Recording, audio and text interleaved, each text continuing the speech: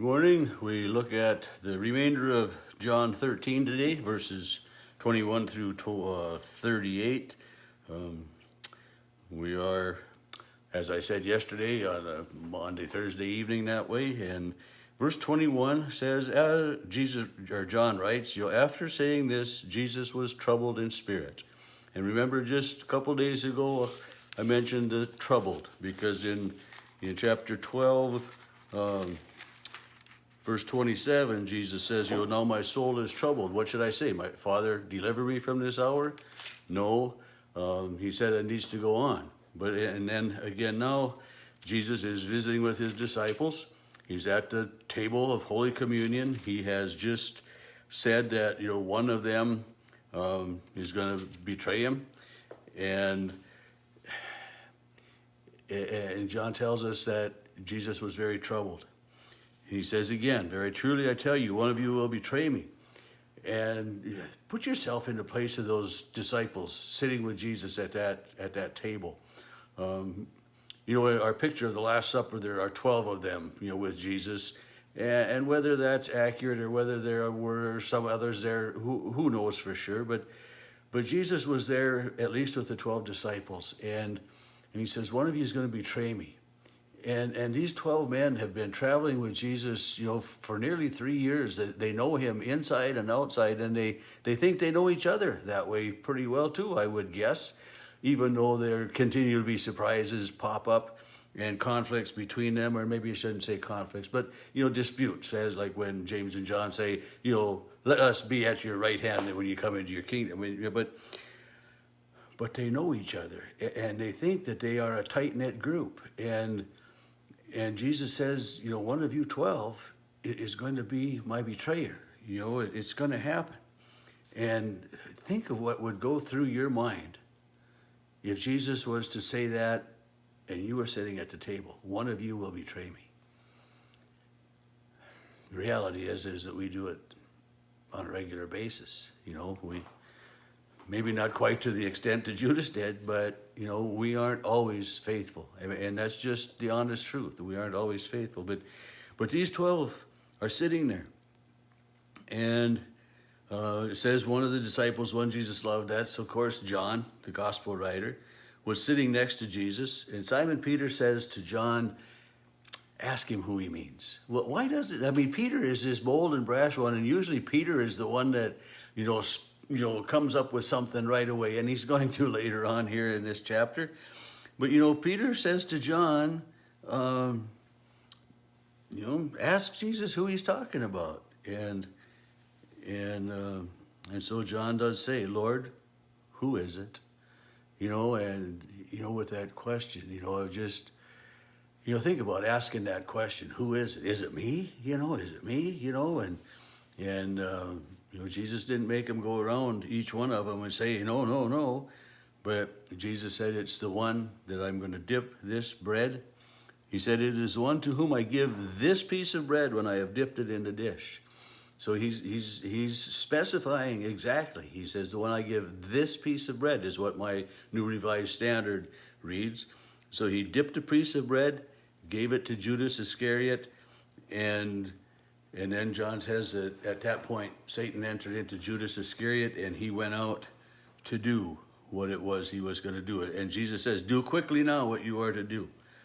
And it said that nobody really knew and understood what was going on. But after Judas leaves, Jesus continues his conversation with his disciples.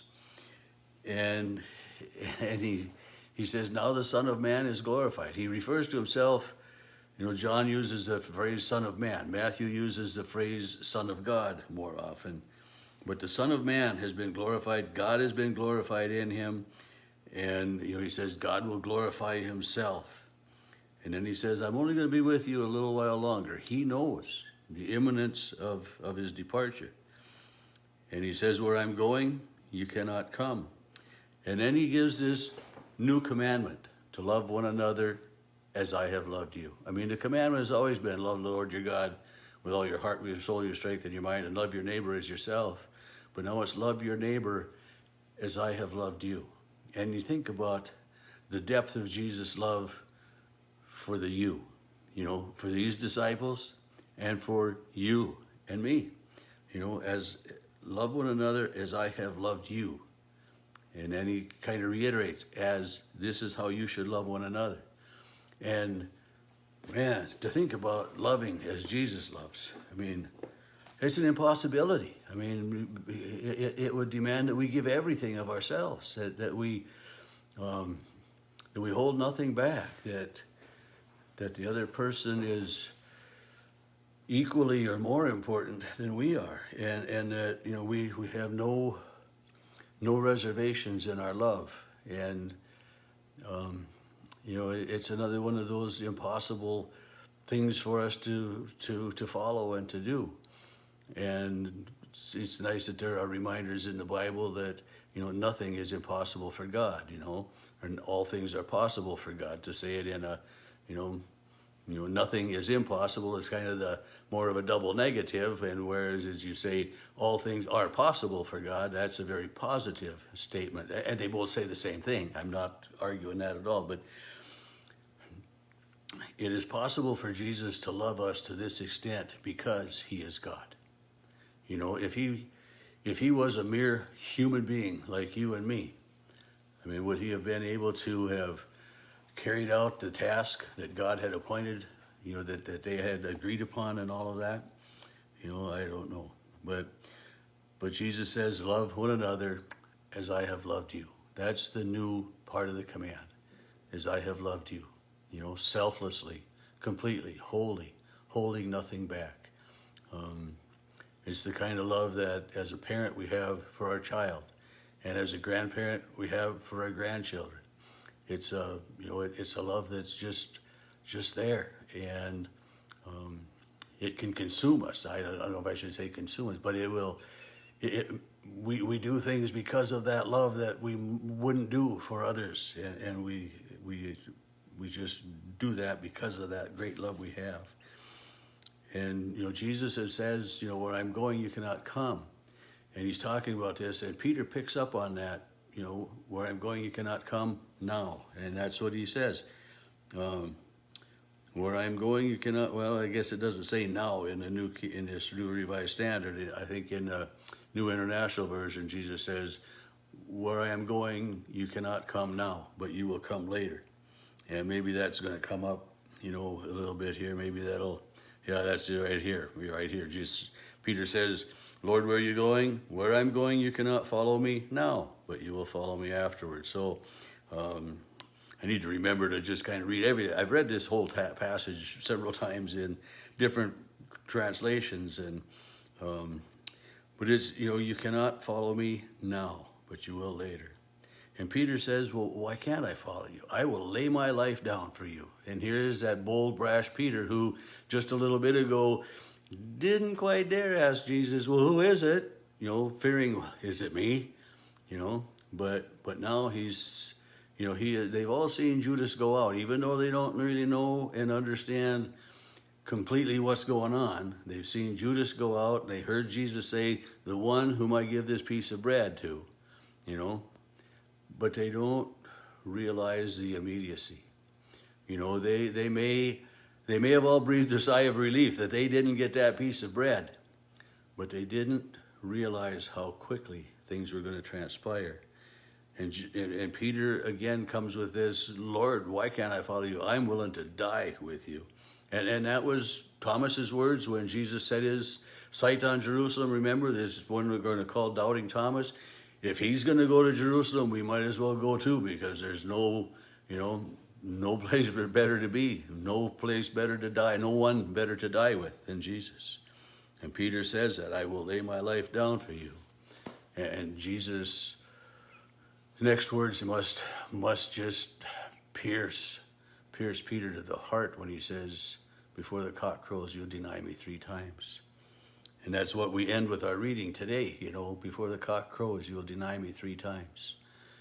And, he says that to this bold and brash Peter, whom he has earlier said, when Peter confesses, you are the Christ, the Messiah, the Son of God, Jesus says, on that rock, on that statement of faith, my church will be built.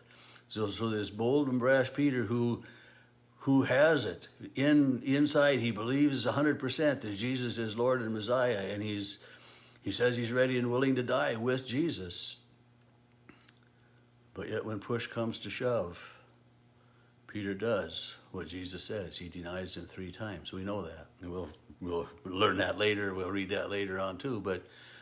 But to think about the emotions that these disciples have gone through so far on this night. I mean, we've got quite a ways to go yet reading for the rest of the Maundy Thursday discourse that Jesus has with his disciples. But he started out saying to them, one of you will betray me. And John doesn't have the words of institution of Holy Communion that we read in Matthew, Mark, and Luke, and that Paul shares with us in Corinthians. But Jesus simply dips the bread and gives it to Judas, and Judas eats and goes out that way. And so we have that tension of that's with the disciples. Number one, who is it going to be that's going to betray him? And Jesus is troubled. He's evidently visibly anxious. That John picks up on it, and John tells us about it, that Jesus is troubled in his spirit. And you know as well as I do that when somebody is anxious and troubled and worried, you can tell that on that person. And so the disciples could pick up on Jesus that, he wasn't quite himself. But even though he is beside himself with worry, with troubled spirit, with knowing what's going on, he carries out God's plan. And he tells the disciples ahead of time what's going to happen, so that when it does happen, that they will have even a stronger belief and trust in Jesus. So I ask you today to wrestle a little bit with sitting at the table and hearing Jesus say, one of you will betray me. And then hearing Jesus' words to Peter, today before the cock crows, you'll deny me 3 times. And just, think about who you are and your relationship with Jesus. I mean, I'm so glad that I have a relationship with Jesus, and I know that I sin, I fall short, and I know that there's got to be times when he's quite disappointed with me. But yet through it all, Jesus loves me, just as he said, love one another as I have loved you. And he loved them to the end. That's where it goes. So God's blessings this day as always.